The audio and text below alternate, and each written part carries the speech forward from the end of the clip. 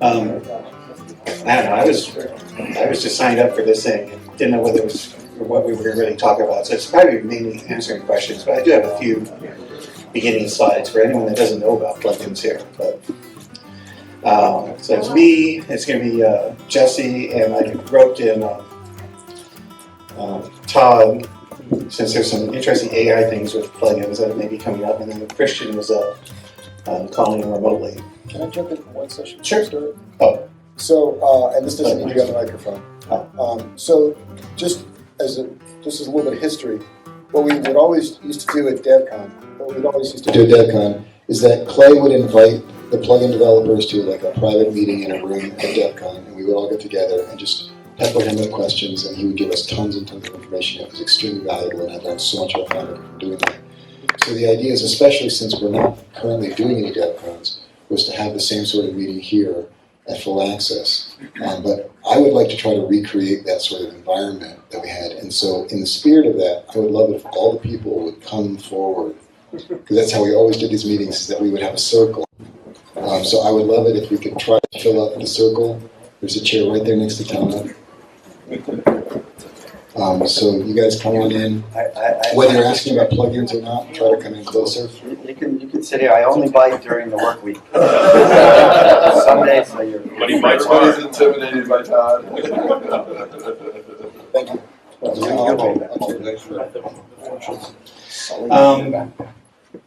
I might not be as forthright as I was in some of those more private meetings. I knew where they all lived. So.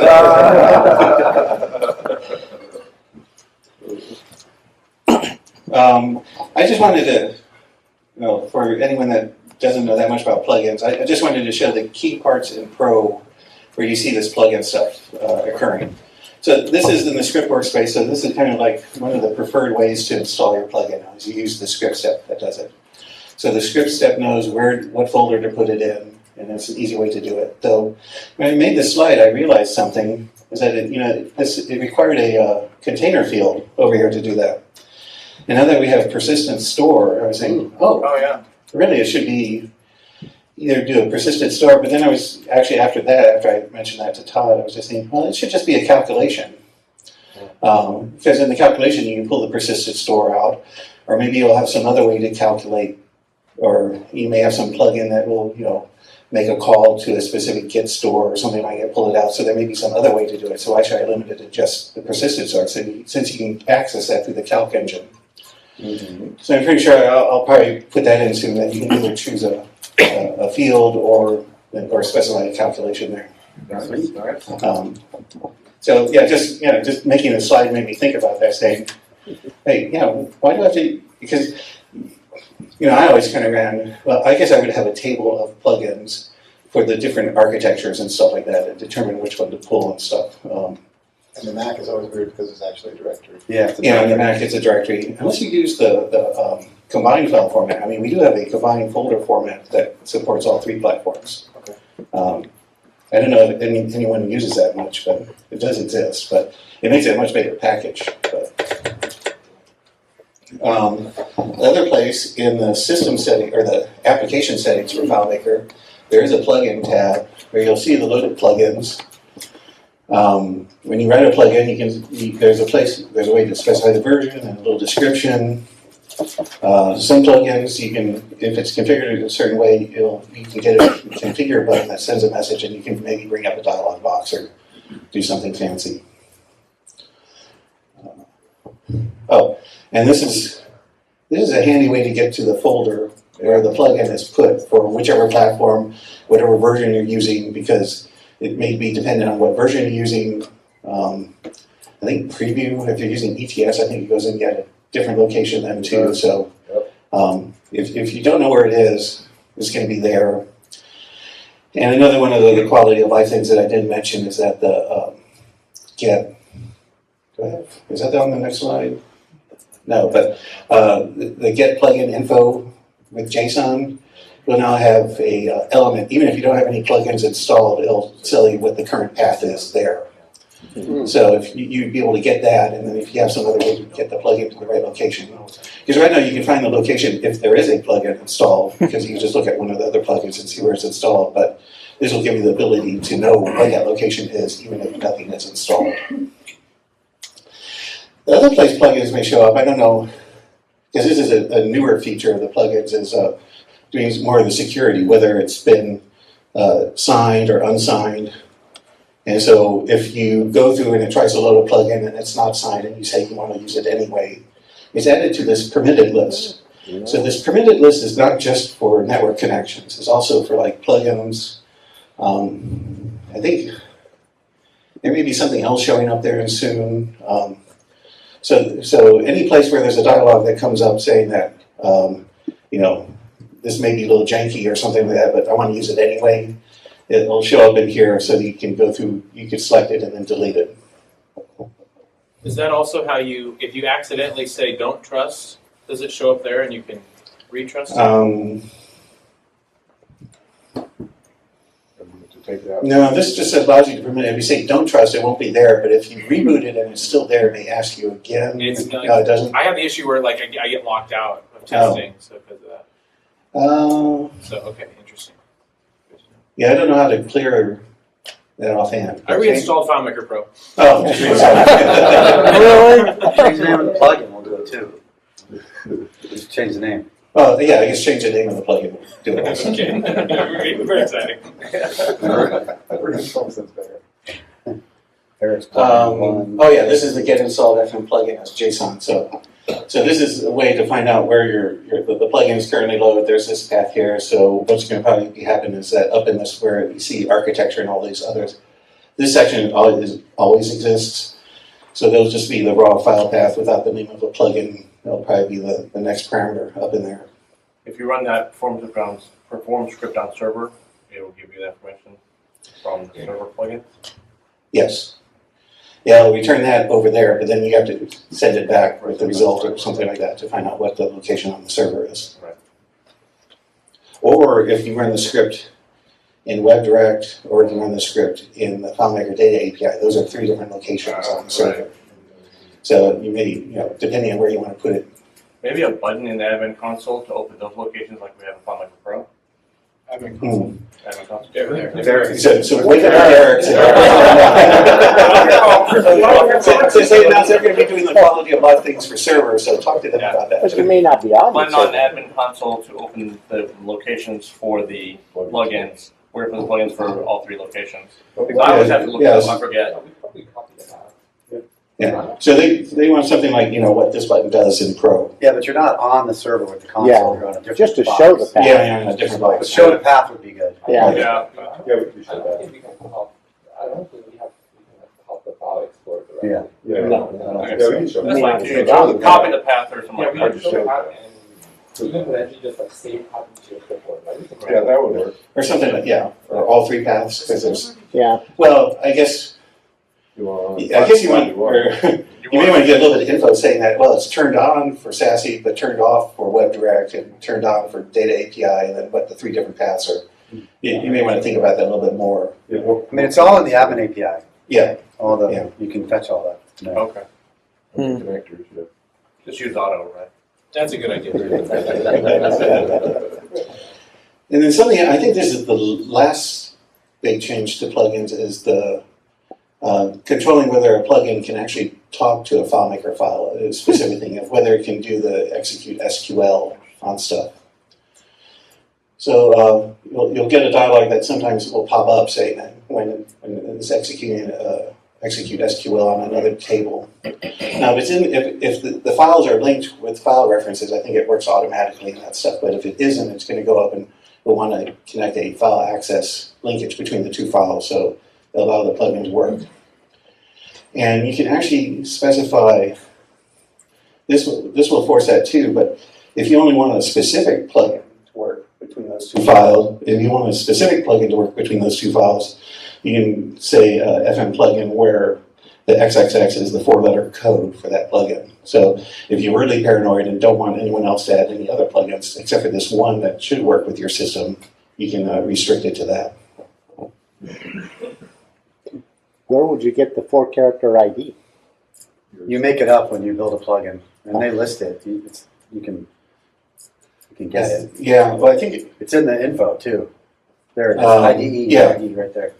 Right, yeah, here it is, GYBE, in case just specific. It's like a short name only. That's the code it uses when you use if you have a custom function or you have a custom script step, that's the code that it uses to determine what plugin to look at for that particular calc or that particular script step. This was all before when everyone did things by 4-character codes instead of reverse URLs. So if it was done today, it would probably be tom.geist. something.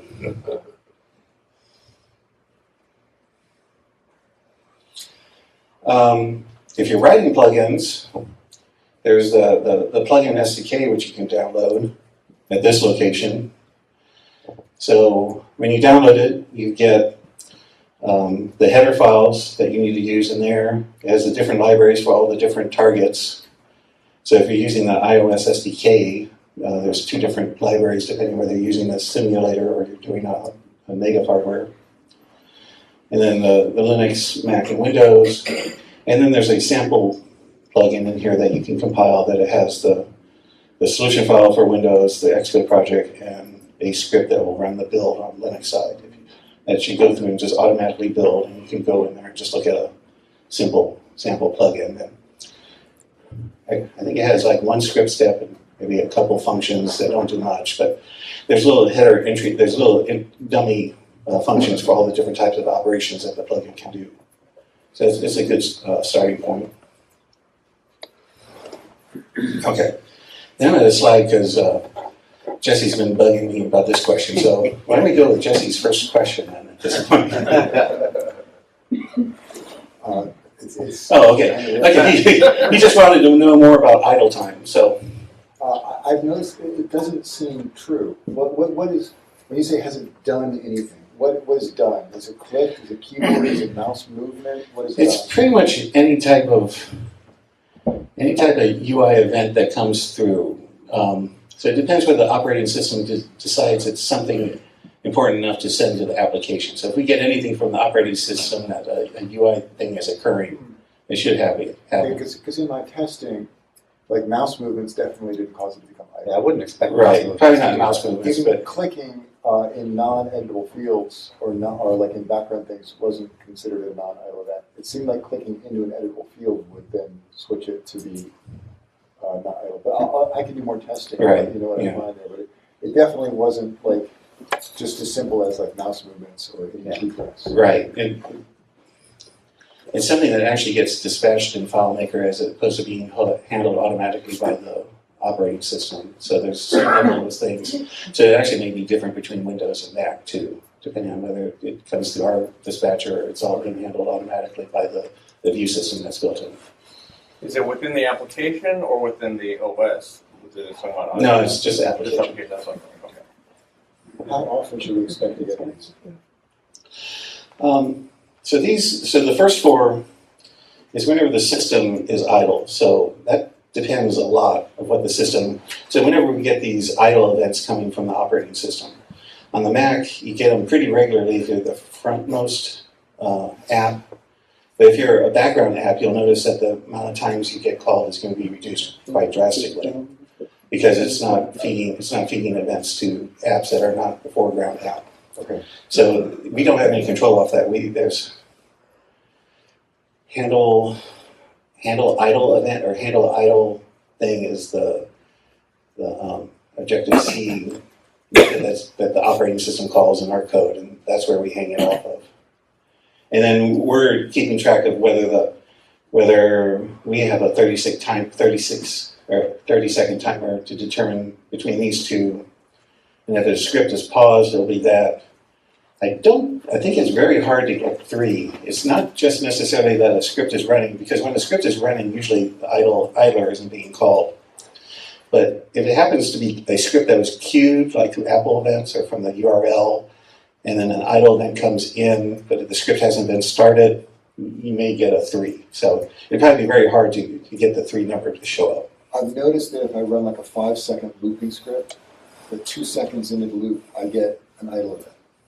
And I wasn't sure if there was some deliberate mechanism to make sure that it got called a certain minimum frequency or not. No, there's nothing on that part. It's just whenever that call from the operating system comes through. So it depends if the script is doing something that requires the what they call the event loop, or I forget what the new term for in the operating system is called, but whenever the OS goes through and sends us that idle event. So these four only come from the operating system's version of an idle event. I forgot the name of it on the Windows side. Now the number 4 is a special one.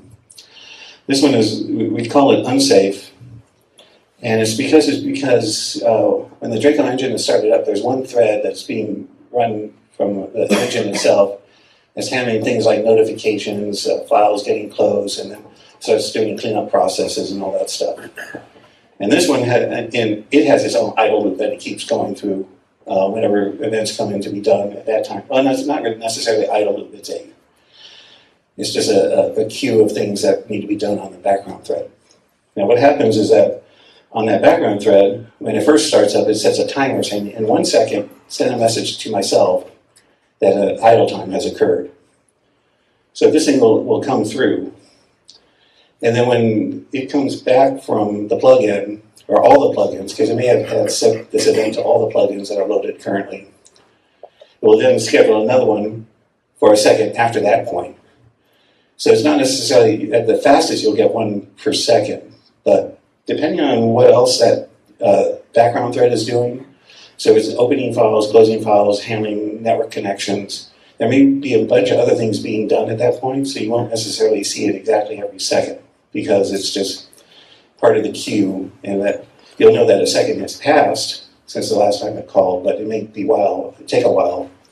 And if the plugin hangs on to the call that it's doing at that point, so if you have a whole bunch of plugins and there's some plugin bringing up a modal dialog or something like that that's stopping that thread from processing, then you'll wait until that finishes and we get control back from the plugin before the timer will be reset for a second. So unsafe really, basically all it really means is don't take very long at all. Well, unsafe means that the other 4 calls, you could probably do UI operations because that's coming from the main event loop. So there's nothing else happening from the operating system dealing with the UI at that moment. When the unsafe one, you're coming off from a background thread, which may be completely, it would be very dangerous to make. You probably don't want to do schema changes while that's happening because you may be in the middle of, Is it safe to call the call? Is it safe to call the calc engine? You'll notice when, so something else, so when these idle events come in, when you look through the SDK, there's a call to get your current environment. And the current environment that you're going to get from these unsafe calls is really a dummy file user. So you won't have a file user to actually run a calc on. You'd be able to run a calc that doesn't reference any fields or doesn't, so it's just a pure calculation that you want to call evaluate and add 2 + 2, that'll work. But if you're trying to access anything inside the database, it doesn't have any reference to any database. So you won't be able to do anything with that point. And also you'll notice another thing, that when the idle call is done, you get a session ID of what session this idler is being called on, which is more important for the user idle and that stuff. So when you're dealing with WebDirect, each WebDirect user will have a different session ID coming in there. And that's why there's little different notifications that when a file gets closed, it sends which session ID that file was closed in. You'll know that this file with this name on this session was closed, so you will know which specific WebDirect user got terminated. So if your plugin is managing multiple sessions, has a different state information for each session occurring in WebDirect, this stuff doesn't really matter with Pro because there's only one session going on all the time. But we're dealing with WebDirect, and this would actually occur with the FileMaker Data API too. And also scheduled scripts. And scheduled scripts too. Yeah, basically anything on the server. You really have to watch if you're trying to keep state information for your particular session, you have to manage that yourself, and you can use that by using the session ID to know which session you're talking about. And then if you need to do cleanup when that session goes away, you're listening for the file shutdown. And then I think there's a sessions shutdown notification that comes through too. So this was for the plugin developers that were keeping state information for all this stuff. Yeah. And not that I'm personally going to be doing, but I'm really interested in Jesse's plugin and using it. If I do a PSOS with wait for callback and wait turned on, is that going to come back as an idle or not? Am I going to be able to monitor how long it's taking to come back from the server? Sure. Yeah, it seems like you would get idle events while it's Would it be Yeah, 2 or 3? I'm not sure which one you make it like something like script paused at that point. Okay. Because if there's any script running, you'll never get either of these two correct. things there. I'm not sure if you'll get script pause or script running. That may be a case where you get script running. Okay. You'll get events. You'll definitely get events. But yeah, events coming in, and these unsafe ones come through no matter what is going on. That's just like every fixed second, if nothing else, if the server thread isn't doing much.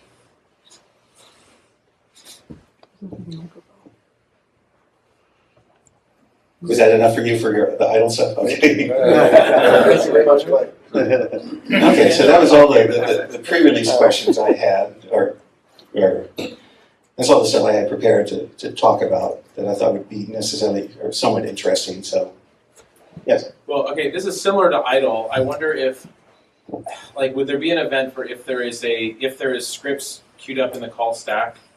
Because it seemed like maybe that would be script running, I suppose, but I guess part of the thing I was trying to test for elsewhere was like if a dialog was on the screen, well, that prevents the call stack from running. And I was curious if the plugin could know that. But probably. So you're talking about like what Jesse demoed earlier today. Well, He it's knows not when general. scripts start and stop. We want to know if the script engine is blocked.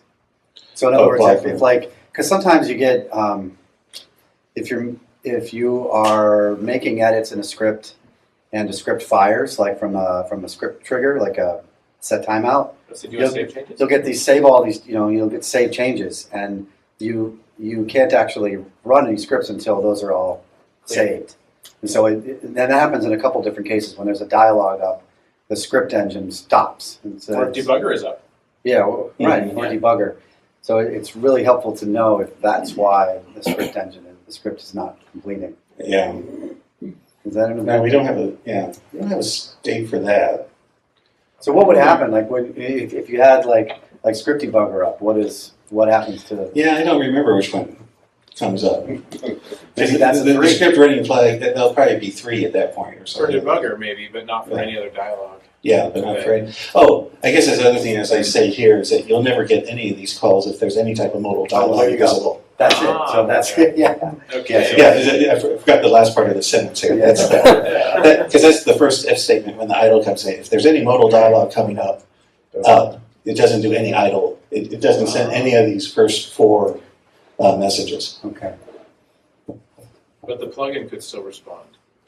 Well, yeah, this one will keep Yeah, going but on. the plugin is still running in the background, is what I'm saying. Right, Okay, I'm yeah. thinking out loud now. That's all good. Okay.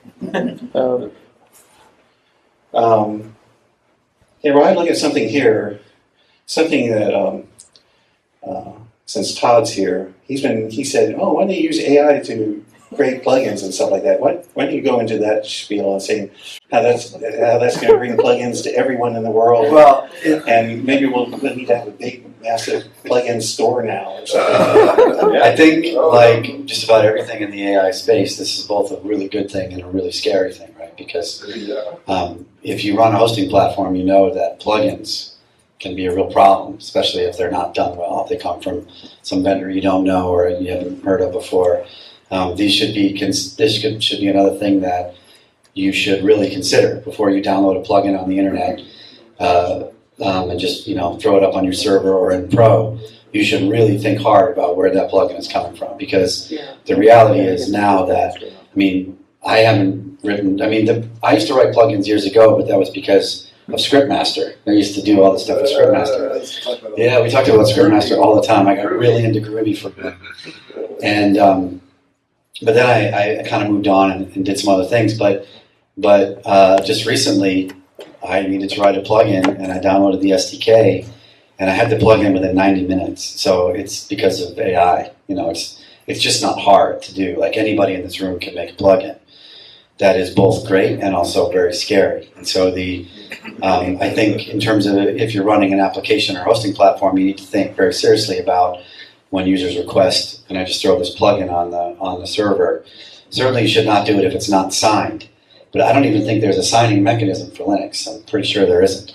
So, if you're running a Linux hosting service, those plugins are completely untraceable, essentially. So both a really good thing. So I think that we will probably do a lot more interesting things with plugins than we have done in years, because now we can.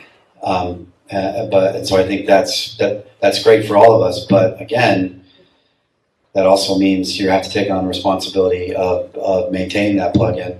And if it's just for pro, that's one thing. But if it's a server, it's a whole nother risk you have to deal with. And it's much trickier to do on a server where you have to deal with multi-threading and all the different sessions and things like that. So definitely a double-edged sword, but it is pretty exciting. I expect we'll see a lot more plugin use in the near future.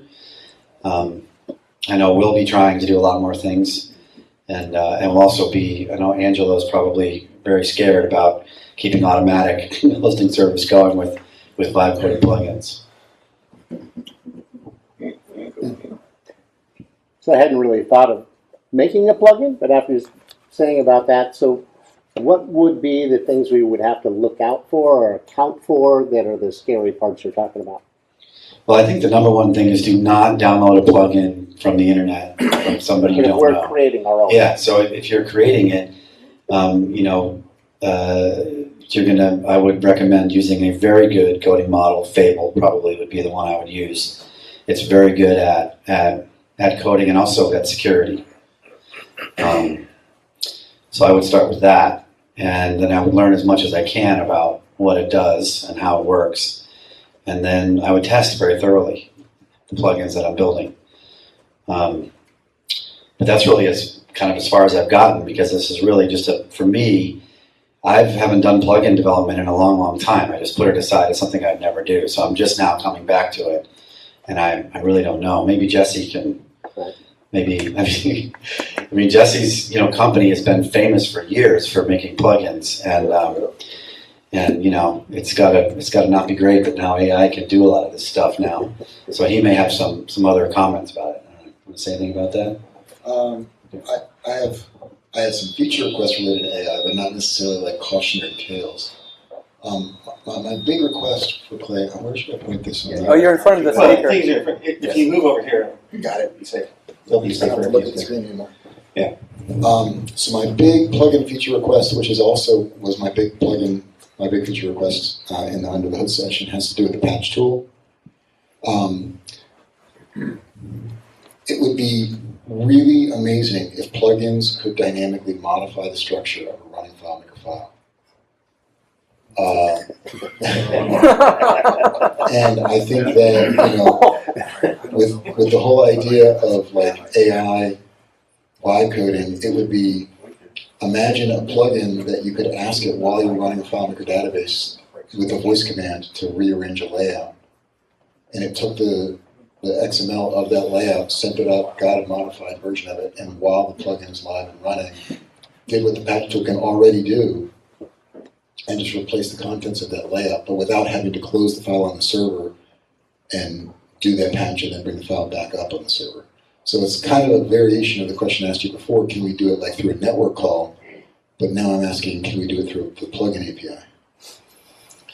Well, I guess for the upgrade tool, people have always been asking to, like have a script set that you can feed the XML in there and, operate that way.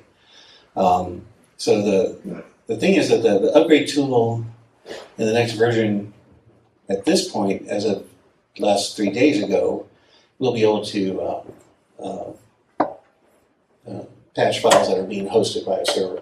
Okay, is that live now? No. Did you get it? It's not live yet. Oh, what did you mean when you said 3 days ago? Well, because the decisions from the PMs of whether that feature should be part of the, It was done 3 days ago, it's not public. well, it was done a number of days ago. It was in, and then it got removed when they wanted to hide the feature from the base server product, and you'd have to buy something else to get access to it, but it's now back up. Well, it's technically doable, just, and as of the last 3 days, it's back in, and it'll be part of the server download of command line tools. Okay, so that is planned.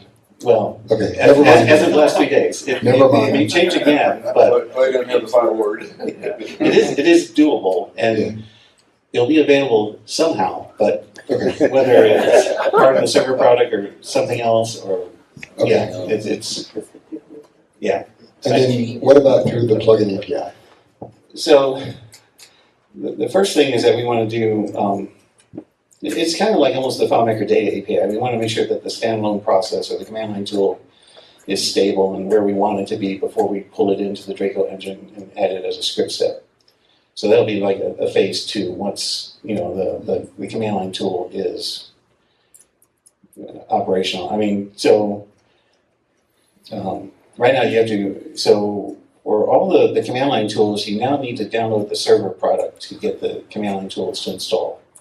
Because Apple doesn't want us to load raw zip files of command line tools up to the website because they want it all to be signed and run through an installer that does all the security checks and signing and all that stuff. So that's why it's been put as part of, we were thinking of having a standalone installer, but then since we're installing it kind of regularly with we install it regularly with the server product, or by default it gets installed with the server product, but now you have an option. You'll see there's an option to say just install command line tools. Oh, Yeah, the problem with Pro is it doesn't have an installer. You just drag the application in. So there's no installer to run command line tools with. Yeah, to install them properly. Well, so in the short term, when that supports it, you'd be able to use the server installer to put the command line tools on your desktop platform, run Pro, and then your add-on could technically trigger the command line tool to make a peer-to-peer connection to your client to make the changes. Right. But whether to move that directly into the scripting engine or into the Pro client itself, we'll probably wait until we do that. So that would not come out in any near-term version. Okay. Just pointing out, it is the same thing you can already do with the FileMaker Pro client. FileMaker Pro client obviously can modify schema and layout structure on a running file. David Simpson was talking to me about, he does that right now through driving key clicks.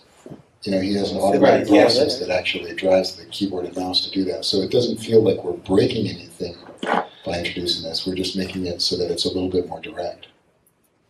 Yeah, except for you can be in much more interesting states if your plugin is being called by the calc function that's determining whether a record is visible to a particular user, and then you modify the schema at that point.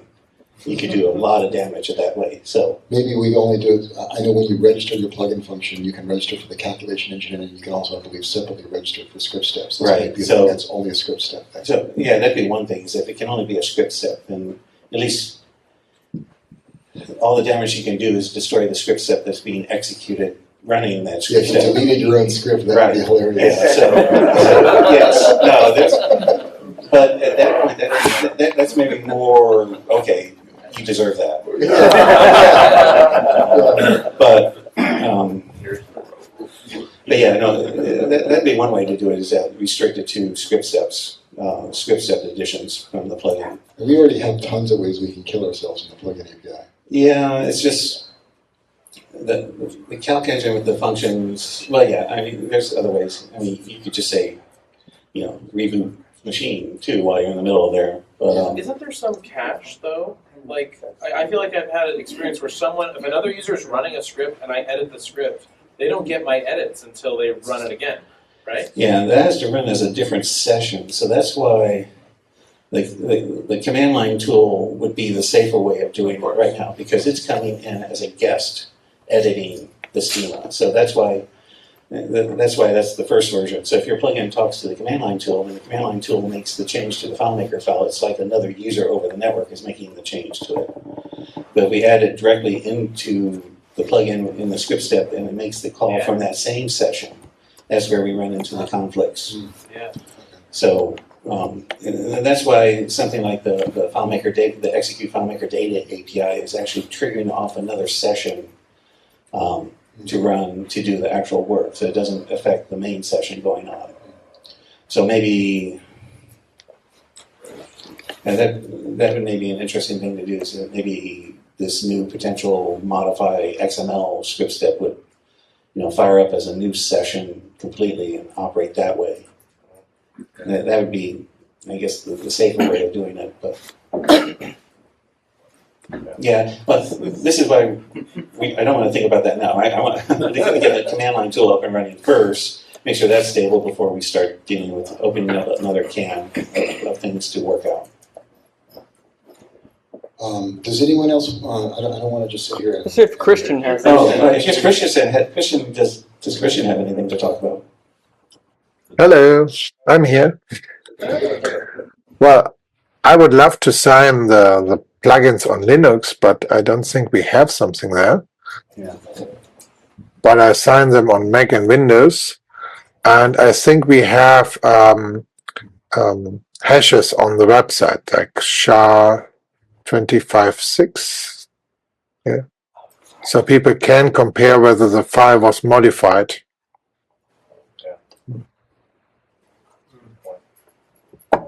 Yeah. So you're talking about the Linux Signing things. I mean, We have all kinds of little problems. yeah, I mean, we could maybe just come up and roll our own signing thing. I mean, it's not really worth it.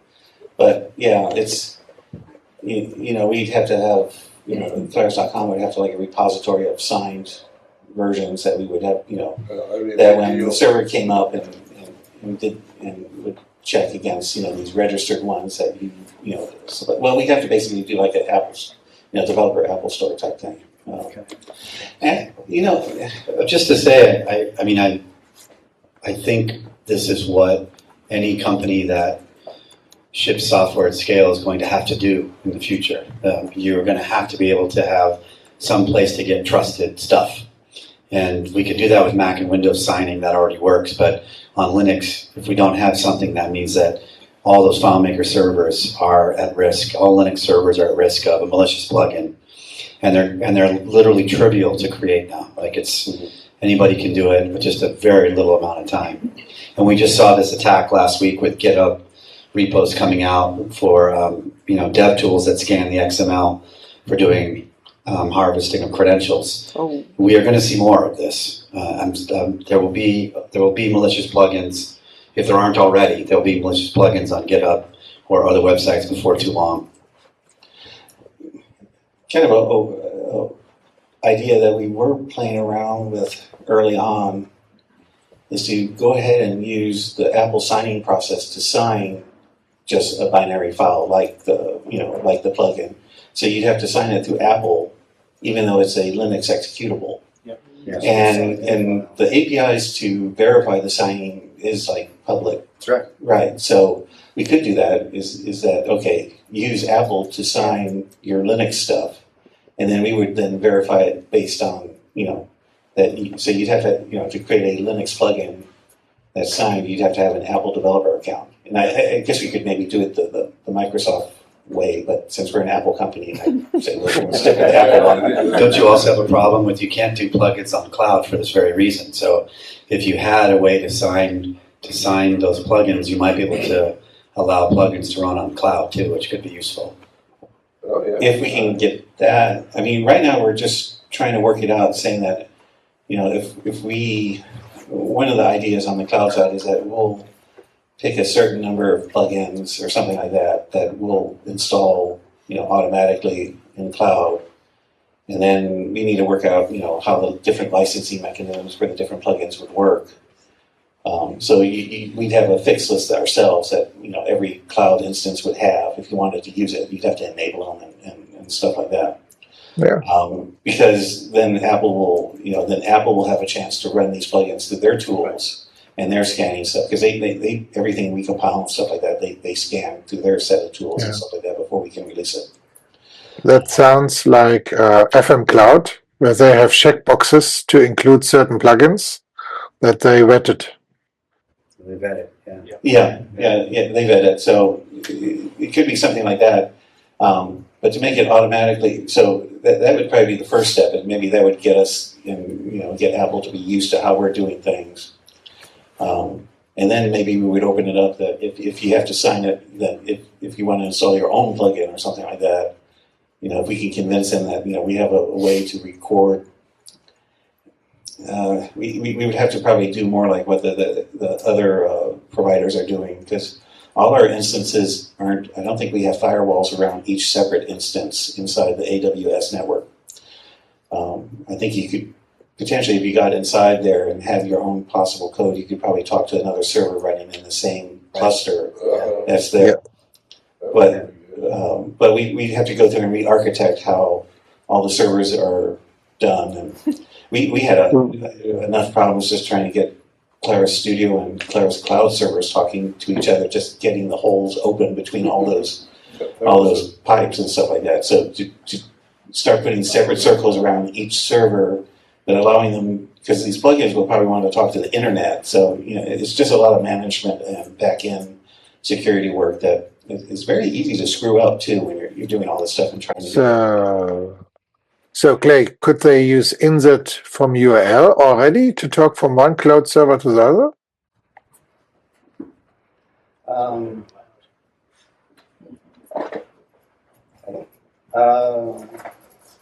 There's a microphone. Is that on? Can you hear? Search it out. Hello. Actually, does that work right now? I actually have to try that with the insert from URL. There are some tweaks with some of the stuff in the Draco engine. We may prevent that with some other logic inside the Draco engine itself, since we know whether we're running under the cloud or not. I don't know whether the server stuff, because the server can override all these, the Draco engine. The Draco engine is a slightly different version of or the cloud has a slightly different version of the Draco engine over there.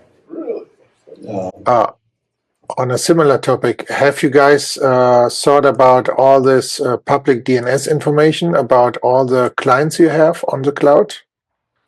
Like you can look up their, DNS names to know all the cloud servers? Yeah, but it's kind of, you can get dumps like that from a bunch of different. Trying to hide a DNS name. I mean, that is kind of supposed to be public, so I know some people think it's a security issue, but there's different arguments going on internally. Those are DNS names. I mean, how can you? Yeah, well, it has to be public to be able to use it. So, does its existence? It's just hiding from obscurity. It's just you don't know about it, but it may be there. I mean, you can watch these DNS requests coming across the network, so you could build up your own list if you were watching a specific network. So right now the argument is that it's not something that is really supposed to be private, just the list of DNS names. Now, so if you're a company doing, cloud, you may not want to put your company name when you're making that type of DNS. I mean, if you're trying to hide that, and if you're trying to hide an internal website, you probably shouldn't be using something that's easily, discernible, but by just looking at what the name is. I mean, I think if you care about that, you're on some kind of VPN, right? You're going to be on Tailscale or some other VPN or private DNS. That's the only way you can do it, really. There's also a public list of SSLs too. When you register an SSL cert, your URL is listed publicly. Oh, that's right. So if you're using like Let's Encrypt or something, right? Oh, can you repeat what he said, maybe? So Angelo said that there's a public list of SSL certs that are generated. So that's also available. So it's pretty hard to hide unless you're gonna do some kind of VPN.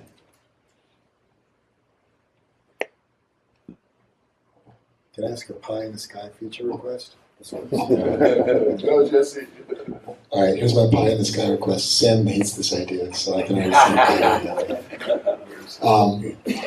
A long time ago, like years ago, I don't remember who said it at DevCon, but I was super, super excited when somebody got up at DevCon, a Claris person said, "What do you guys think about the idea of putting a web service on the relationship graph?" And I was like, "What is that?"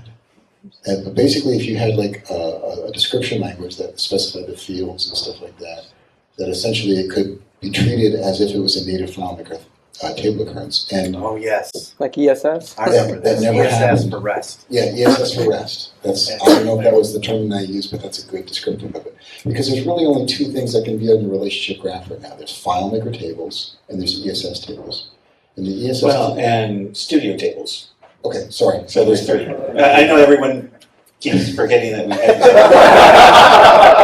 I mean, I had to spend a lot of work to get that stuff working. And now it's like, Nobody appreciates it. Yes. 6 months. Stand corrected. But the fact is that ESS and I would assume Studio, neither of those are extensible formats. Neither of those are designed to, like my vision, for instance, would be let's take Salesforce tables and let's take those Salesforce entities and make them things on the relationship graph that we can create our own relationships to and put them in portals and put them in list views and access them from scripts and calculations and things like that. And it seems like the plugin API would be the perfect place to put that, because let's stick with the Salesforce analogy for a moment. The plugin would be responsible for things like caching. It can register hooks with Salesforce, and then it could have, through the plugin API, a way to invalidate record IDs in FileMaker, which would be treated just like a client invalidating a record ID. And I don't know enough about the path of communication between the client and server to know all the use cases, but it seems like the plugin API, if it took full responsibility for managing this external web service, does it seem feasible to you? And I'm not really asking for a feature request because I know you've got a zillion things to do. It's more of a feasibility question. Does it seem plausible and feasible that you could have some external HTTP-based web service that the plugin would act as a bridge to and make FileMaker treated like as if it was a FileMaker table? I mean, you could conceivably write an ODBC driver or something that looks like an ODBC driver that makes web requests instead of talking to something else, as long as you map everything. Who has stable credits to burn? Yeah. Just ask AI to write That's it. right. That could be dangerous. Go ahead and Spencer actually goes to shit. Might work. But yeah, I mean, it was. I mean that what ESS is doing was designed. I mean, in its initial implementation, there used to be a calendar external data source. You could talk to your local calendar that way. But the problem is that got real weird in a multi-user situation because you'd have all these clients with different calendars, and what does that mean then at that point?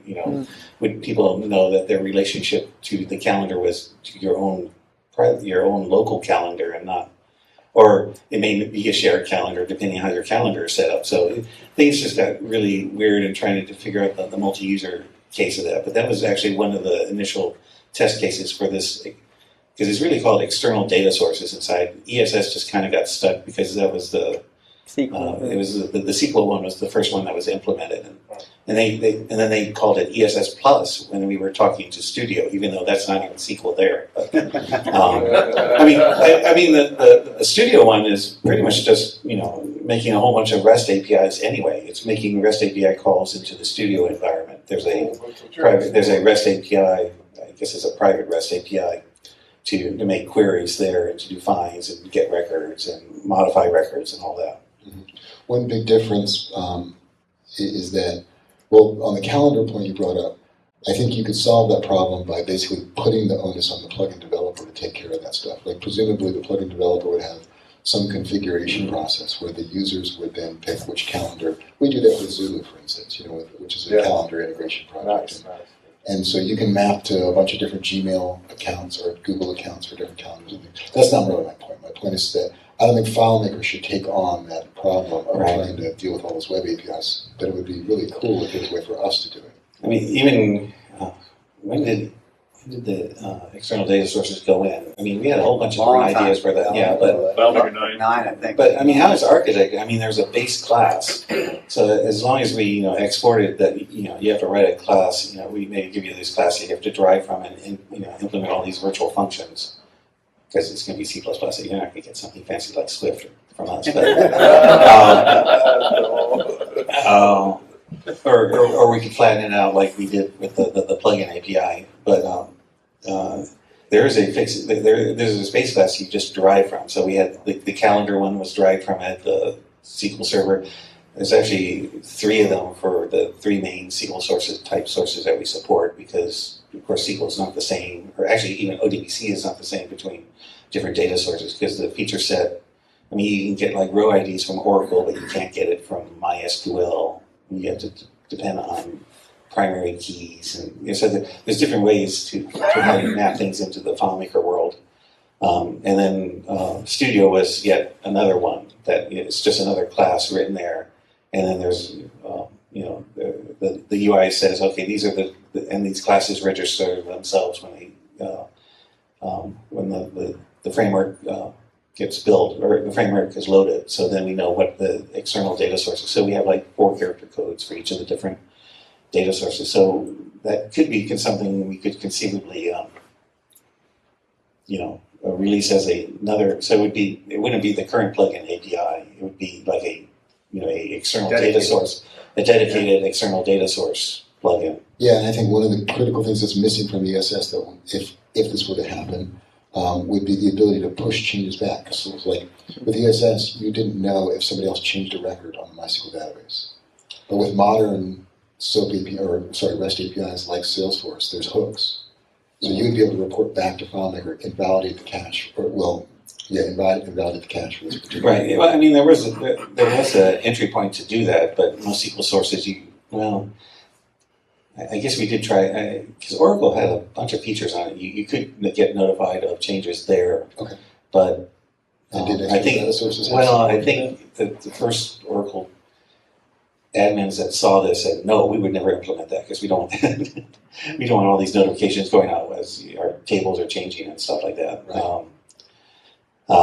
And it was there for Studio, but I don't know, has Studio started doing pushes to the UI when fields change? Not yet, between multiple.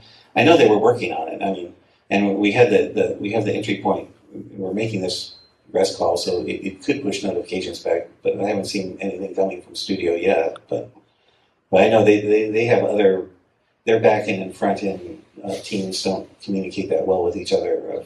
Coming up with how the API should work. So we've been waiting. The back end knows how to do the notifications, and the front end does stuff a different way. Well, I think the ones going out to Studio work, because that's what the OData webhooks were. Right, yeah. Our notifications to them are getting there. I'm talking about ones coming from them to us. So you have spent a lot of time implementing OData on the server. Have you considered making FileMaker an OData client? So Jesse could make his plugin an OData source. Yeah, OData client, but the webhooks is not part of the OData standard. Yeah. That's an extension by us. It would be nice, it would maybe be handy. Well, it kind of makes it not restless then at that point, because it's really something has to be running and listening in the background. It makes REST calls, but you have to have something that's running and waiting to catch these notifications and then make the REST call back to the web. Well, note, oftentimes when you work with a system like this, you're really only using those webhooks, not necessarily for every specific event, but to know that something changed, and then you call out. So it's really just a signal to go see if there's changes, because there's definitely cases where you want to know specifically which record. Sure, there is, but there's always a chance that you missed an update for whatever reason, your server's down or whatever. So typically the pattern is you try to get every update, but then you do a sweep once a day or every hour or whatever to make sure you didn't miss anything. So that's all I meant, is that it's not always that you're getting this specific event and its payload. You may just want to know that this table got an update, so I'm going to poll and ask and get every change since the last time I got it, something like that. Yeah, I mean, in Studio has a sweep mechanism in case something, the network went down during that time period, or, well, actually, the webhooks and OData now will save them up for a certain amount of time, and the most recent change now has you can set a max number of retries, and then it'll give up if it can't. It'll keep trying to send that notification out, and then it'll give up after a certain point, and then you can. I think there's a mechanism to tell it to start trying again and stuff like that. So, but Studio has to have on their back end in case the server crashed and then came up and then the pending notifications were lost somehow because it wasn't written out to disk because the power was pulled or something like that. So it has a mechanism to recover from missing notifications. Another use case for that sweep is if you've got record level access privileges and there's something that's like an unstored calculation that prevented something from being picked up, and then some change occurred that now the record is visible where previously it was not visible. And that's not a change in the record that would ever trigger the hook, but it would still require, like to your point, Yeah. it would require doing a periodic sweep to say find all the things that are maybe visible. I mean, I'm talking more from mirror sync than from studio, but the point is that there are changes that can't be detected by simply monitoring for records. That's right. Yeah. Sweeps are really the only way to be sure. But a double layer approach is the best. Yep. I agree. Yeah, you guys are more of the sync experts, so yeah, Rick and I, we keep saying, nah, we don't want to deal with sync, that's hard. Except for we're now doing it with Studio, so we actually now, so we actually are running, we're running into these issues because so basically Studio and FileMaker, how it shares data is basically a sync process going on using OData and the webhooks. So, and it's like, well, okay, we've done but you still have the whole conflict thing, and I think it's the newest wins and stuff like that is, I think, the default. They were talking about doing more stuff, but I don't know where that's gone or it's going to continue going or whatever on the Studio side. So. There's a lot of work done. I don't. Are you guys using the webhooks for mirror sync? Not yet. I've got a lot going on for the next version of MirrorSync, and then one hasn't gotten to my focus yet. But yeah, that is exciting, and it's something I definitely want to do to try to get latency faster, reduce the latency on server-to-server syncs. Yeah. Should we wrap up? It's 5:26. Yeah. Any more comments, questions? I can add a comment. Yeah, sure.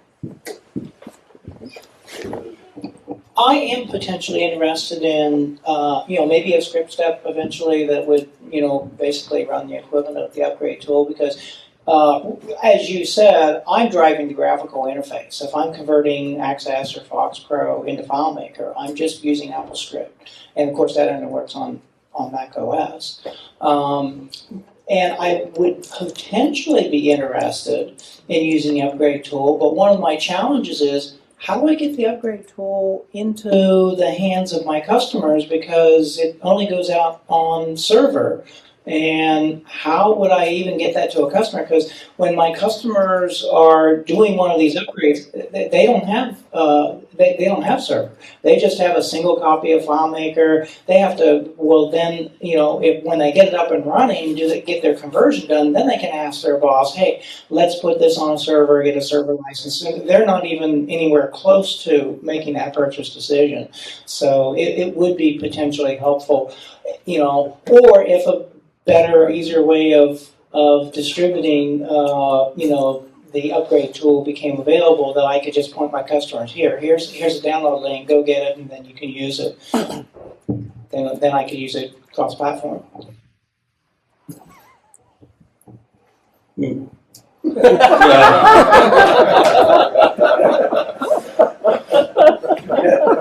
It's a possibility.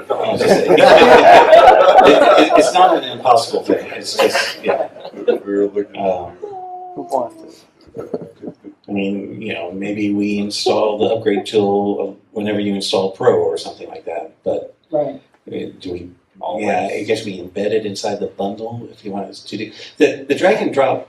When you start adding all these other new interesting things where you get outside of the bundle, then things can get messy for the people that just really like being able to drag the app from the disk image and drag it into the app, or they want to run it on some other hard drive. I mean, all my older versions of FileMaker are all on a different hard drive, and they work fine from over there. But if these things start depending on things that have to be installed in specific locations and stuff like that, things get harder. But actually, it probably wouldn't be hard to drop the upgrade tool inside the Mac OS folder on the Mac bundle, or inside the same directory where the executable is on Windows.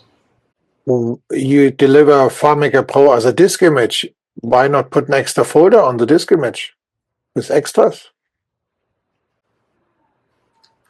Yeah, there's other stuff on the disk image like documentation and things like that. Well, yeah, there's documentation, but for the executables, the FM upgrade tool would require access to the other frameworks that are inside the bundle.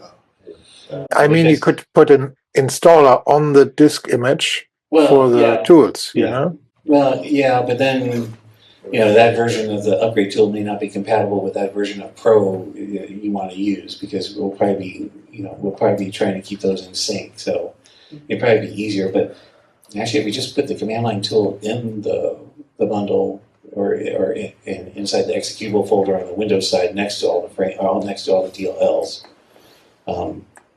Because like I mentioned yesterday or today, I forgot which day, I was talking about how the XDBC listener is an executable that is included with the Pro product. Mm-hmm. So it could be potentially included as part of something like that, but it would be hidden inside that folder, and then maybe plugin vendors would know how to get access to it, but maybe we wouldn't advertise it at first or something like that. I don't know. It should be able to drop in there and link up to all the frameworks properly. Because another reason why the upgrade tool and the developer tool and all that stuff has to have a bigger installer. I mean, it used to be a standalone executable on at least the Linux and Mac side, but to do upgrade operations and to generate the save as XML, you really want to have all the plugins loaded so you can get all the more of the plugin information and the calculation names, because the only thing that's stored in the FileMaker format is that 4-character code that I showed earlier in the plugin stuff and an ID. There's no name of the calc or the script step stored inside the FileMaker file format. Does that 4-letter code have to be unique? Yes. Yeah. So It's basically, if you go back enough in the Mac OS, that was like the creator code. So those all had to be unique for each product. So it was basically the early version of the reverse URL. All right, so we have 500,000 plugins that we can create total. No, I mean, this is what I mean. Like, it's very easy for somebody to spoof a plugin that's known out there now. They can make a new one with the same ID. So, like, this is not, this is scary. Like, we really have to think about how we do this. I mean, there was some talk once upon a time about having a registry of those codes. Right. And I think we actually did that at the beginning, right? Yeah, we did back in the day, but then we stopped because it was just too much. Wait, if there's no registry, then what do you mean it has to be unique? Well, it's just like, if I know his 4 codes, and the API of his plugins, I can make my own plugin that looks and acts just like his, except it might send all of my data to somebody else, right? So there's I can't reserve. There's no way for me to own that ID. Anybody else can use that ID.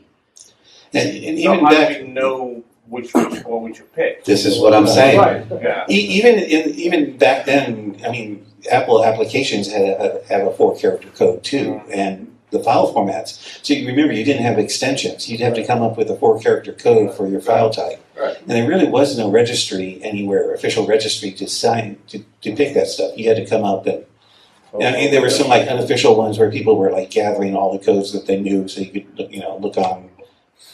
I guess we didn't even have websites then. Probably a BBS that you had to try to. ABIN is Photoshop.